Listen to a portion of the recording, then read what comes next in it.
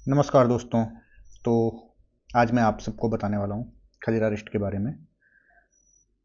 तो आप देख रहे होंगे मेरे हाथ में रखी हुई डाबर की खजीरा रिस्ट, एंड इसमें आप देखोगे लिखा होगा चर्म रोगों में उपयोगी, यूजफुल इन स्किन अलाइनमेंट।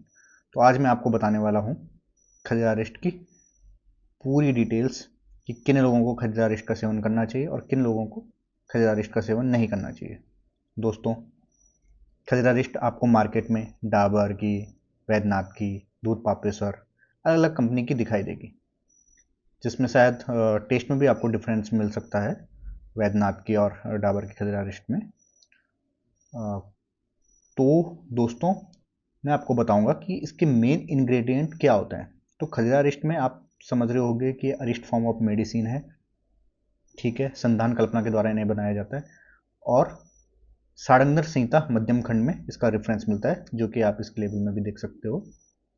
तो दोस्तों, खदीर इसमें सबसे इंपॉर्टेंट ड्रग होती है। खदीर खदीर कसाई रस प्रधान होता है, इसलिए जो है स्किन डिसऑर्डर में काफ़ी ज़्यादा इसका उपयोग किया जाता है। इसके अलावा इसमें जो मेन कंटेंट होते हैं वो देवदारू एंड दारू हरिद्रा होते हैं। दोस्तों, ये दोनों काफ़ी ज़्यादा इम्पॉर्टेंट ड्रग है स्किन डिसऑर्डर के लिए भी, और वर्निया इन्हें बताया गया है। दोस्तों, इसके अलावा त्रिफला के द्वारा यहाँ मृदु विरेचक भी होती है, और इसमें एक और इम्पॉर्टेंट मेडिसिन है बाकुची। दोस्तों, हम पढ़ते हैं आयुर्वेद में बाकुची को स्वित्र, विटिलिगो, ल्यूकोडर्मा डीज में प्रयोग होता है, तो इसलिए खजीरा रिस्ट को श्वेत कुष्ठ में भी प्रयोग कर सकते हैं। इसके अलावा फिर संधान कल्पना द्वारा इसको बनाया जाता है, जिसमें मधु और शर्करा का इन्वॉल्वमेंट होता है। इसके अलावा इसमें जाति फल, त्वक, नाग केसर, तमालपत्र, मरीच, पिपली, कंकोल, लवंग और भी बहुत सारी मेडिसिन होती है। तो अब मैं आपको बताता हूँ कि किन लोगों को जो है खजीरा रिस्ट का सेवन करना चाहिए।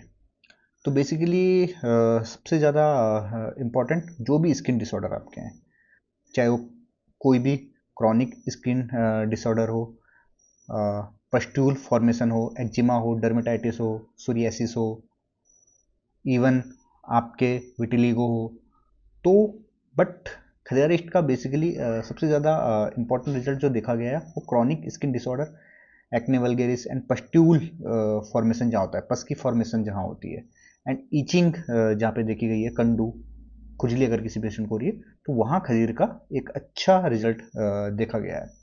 दोस्तों, ये तो एक स्किन डिसऑर्डर में बेसिकली खजीरा रिस्ट को और मेडिसिन के साथ सेवन कराते हैं, चाहे वो गंधक रसायन हो, पंचनिम्बादी चूर्ण हो, हरिद्राखंड हो। इसके अलावा जो है खजीरा रिस्ट को स्प्लीनोमेगेली, जो भी जो है स्प्लीन लीवर रिलेटेड डिसऑर्डर है, ट्यूमर्स की कंडीशन में भी जो है इसका सेवन कराया जाता है। जैसे कोई भी बेनाइन ट्यूमर हो या एब्डोमिनल ट्यूमर हो, तो वहाँ भी खजीरा रिस्ट का अच्छा एक यूज़ देखा गया है। हार्ट डिजीज़, एनीमिया में भी जो है इसका यूज़ कोई वैद्य करते हैं। किसी को अगर कफ हो, खांसी की शिकायत हो, तो उसमें भी जो है खजीरा रिस्ट का प्रयोग किया जाता है। तो दोस्तों, अब मैं आपको बताने वाला हूँ कि खजीरा रिस्ट को कितनी मात्रा में सेवन करना चाहिए। तो बेसिकली इसे जो है 3 से 4 चम्मच या 2 से 4 चम्मच टेबल स्पून, मान लो 15 से 20 ml के आसपास जो है खजीरा रिस्ट को इक्वल अमाउंट ऑफ वाटर के साथ और गर्म पानी के साथ आपको सेवन करना चाहिए खाने के बाद, मॉर्निंग एंड इवनिंग 2 टाइम। तो ये इनफ डोज रहते हैं, और इसको आप एक 2-3 महीने के लिए, लंबे टाइम के लिए भी यूज़ कर सकते हो अदर मेडिकेशन के साथ, बट चिकित्सक के परामर्श के अनुसार ही आपको जो है इसका सेवन करना है। दोस्तों, अब मैं आपको बताने वाला हूँ कि किन लोगों को खजीरा रिस्ट का सेवन नहीं करना चाहिए। तो क्या कॉन्ट्राइंडिकेशन है खजीरा रिस्ट, जो ये एक आयुर्वेदिक मेडिसिन है जिसको लोग धड़ल्ले से दे देते हैं, लेकिन उसके कॉम्प्लिकेशन और ज़्यादा यूज़ करने के साइड इफ़ेक्ट ये भी आपको पता होना चाहिए। तो दोस्तों, इसमें जो बेसिक सबसे पहले चीज़ आती है वो है प्रेगनेंसी, एंड जो भी चाइल्ड है तो उनको डोजेस को आपको ढंग से देख के जो है खजीरा रिस्ट का सेवन करना चाहिए, प्रॉपर ऑब्जर्वेशन उनकी करनी चाहिए। दूसरा, जब भी कोई भी आयुर्वेदिक मेडिसिन ले रहा है या खजीरा रिस्ट का सेवन कर रहा है, तो आपको एनालाइज करना है 2 से 3 डेज में। अगर आपको कोई भी साइड इफेक्ट आ रहे हैं या कुछ भी आपको दिक्कत हो रही है, तो आपको अपने डॉक्टर को ज़रूर बताना है। ऐसी दवाई का सेवन नहीं करना है खुद से।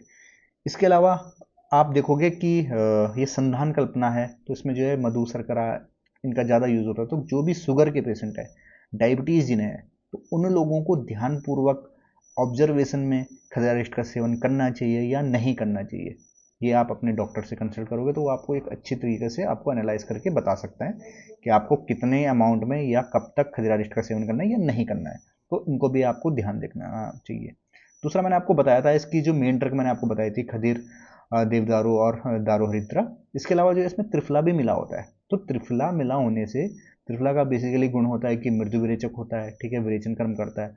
तो आपको ध्यान देना है, अगर किसी को पहले से ही जो है लूज मोशन हो रहे हैं या डायरिया है या कुछ भी है, तो उन लोगों को भी खजरारिस्ट को सेवन आपको देख रेख में या नहीं करना है। तो दोस्तों आज के लिए इतना ही। आई होप आपको समझ आया होगा। धन्यवाद।